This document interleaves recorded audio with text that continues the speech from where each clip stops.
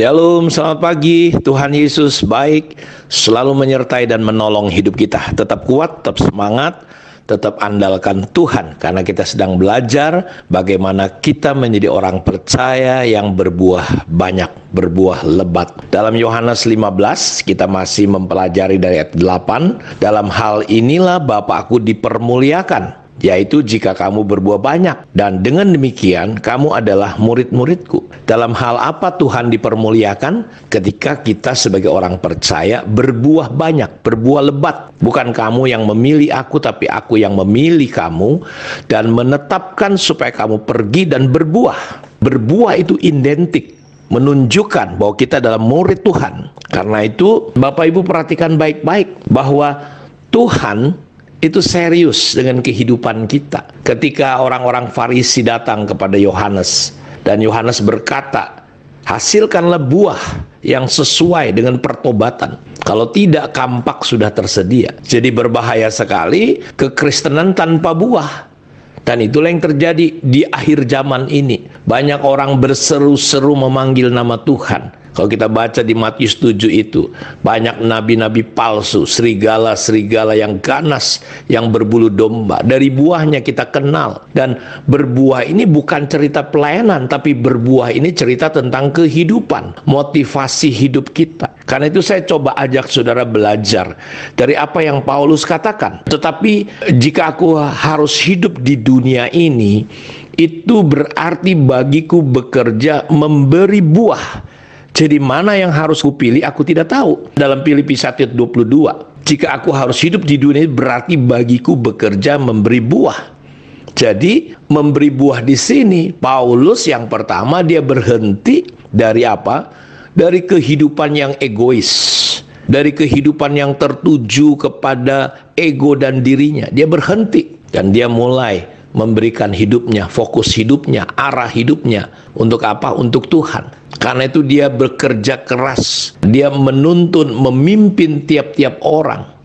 Kemana? Membawa orang kepada kesempurnaan Kristus, bukan kepada dirinya. Dia menasehati orang, dia menolongi orang, dia memimpin orang. Untuk membawa apa? Membawa orang kepada Kristus. Menjadikan orang sebagai murid Kristus. Ya, dan dia tidak mencari keuntungan apapun. Dia tidak mencari pencapaian. Dia tidak mencari pujian. Karena itu di dalam kitab Filipi pasal yang ketiga, kalau kita lihat sebentar, Paulus begitu tegas, keras sekali. Kenapa? Dia berkata, akhirnya saudara-saudaraku bersukacitalah dalam Tuhan. Menuliskan hal ini lagi kepadamu tidaklah berat bagiku dan memberi kepastian kepadamu. Hati-hati terhadap anjing-anjing. Hati-hatilah terhadap pekerja-pekerja yang jahat. Hati-hatilah terhadap penyunat-penyunat yang palsu. Karena kitalah orang yang bersunat, beribadah oleh Roh Allah, dan bermegah dalam Kristus Yesus, dan tidak menaruh percaya kepada hal-hal lahiriah. Sekalipun aku juga ada alasan untuk menaruh percaya pada hal-hal lahiriah. Jika ada orang lain menyangka dapat menaruh percaya pada hal-hal lahiriah, aku lebih lagi. Jadi Paulus mengingatkan kita yang dimaksud bekerja memberi buah adalah hidup atau aktivitas kita arahnya bukan kepada pencapaian, bukan kepada prestasi, bukan kepada apa kata orang, bukan kepada uang. Dia sampai keras berkata di sini, hati-hati terhadap anjing-anjing. Hati-hati terhadap pekerja-pekerja yang jahat. Hati-hati terhadap penyunat palsu. Di mana palsunya? Lihat. Karena kita orang bersunat yang beribadah oleh Roh Allah dan bermegah dalam Kristus Yesus dan tidak menaruh percaya pada hal-hal lahiriah. Hati-hati kita kalau orang Kristen, pusat hidup kita bangun dasar kekristenan kita seolah-olah bahwa berkat itu menunjukkan bahwa Anda mengenal Tuhan. Salah. Berkat sama sekali tidak menunjukkan bahwa kita mengenali Tuhan. Tapi kehidupan yang berubah, pandangan yang berubah, fokus hidup yang berubah. Di sini perbedaannya. Paulus berkata, sekalipun aku ada alasan untuk menaruh percaya pada hal-hal lahiriah. Jika ada orang lain menyangka dapat menaruh percaya pada hal-hal lahiriah, aku lebih lagi. Jadi hati-hati, kekristenan yang tidak berbuah adalah kekristenan yang tetap beribadah, tetap memuji Tuhan, tetap angkat tangan mungkin, tetap datang ke gereja, tapi arah hidupnya ini, nah ini yang saya mau tekankan betul beberapa hari ini.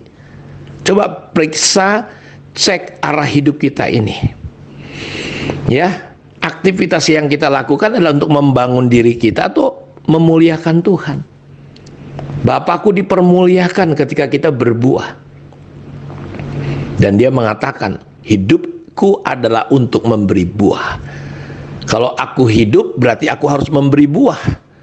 Aku hidup tuh karena demi jiwa-jiwa. Jadi fokusnya adalah manusia, memenangkan orang. Saya nggak tahu apakah saudara bekerja masing-masing di tempat saudara tujuannya hanya semata-mata uang. Sayang sekali.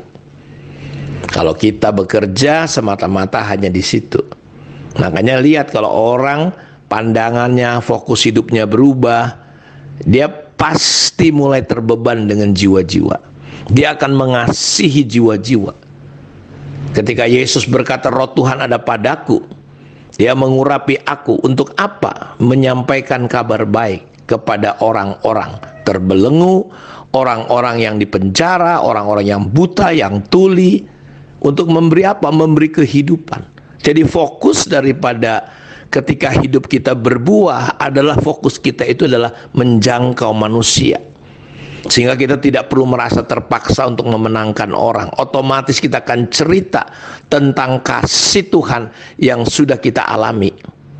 D.L. Moody berkata, lebih bagus gerejaku kosong karena jemaat pergi untuk menginjil memenangkan orang daripada jemaatku, gerejaku penuh, tapi jemaat nggak tahu memenangkan orang, hatinya nggak punya belas kasihan.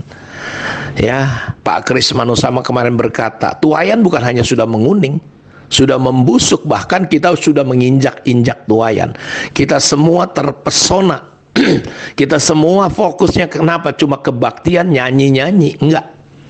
Gereja adalah tempat di mana kita diperlengkapi. Gereja adalah tempat di mana kita didorong, dibangun untuk apa? Kembali ke areal saudara.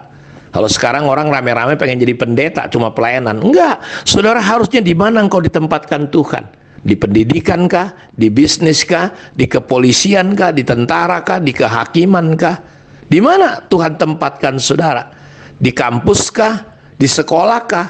Ingat, Anda adalah duta-duta surga.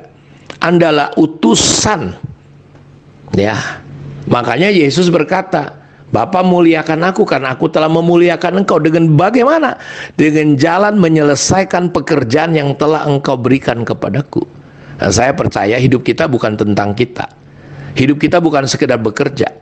Hidup kita bukan sekedar hidup, bernafas, menghabiskan waktu hidup kita. Karena itu hidup ini bukan berapa panjang kita hidup di dunia, tapi bagaimana kita mengisi hidup kita. Bagaimana kita menjalani hidup ini dengan membawa orang-orang kepada Kristus.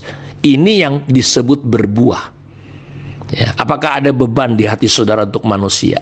Atau saudara ya cuma datang ke gereja, ya cuma kritik sana kritik sini, menghakimi sana menghakimi sini, kita nggak berbuah hidup kita.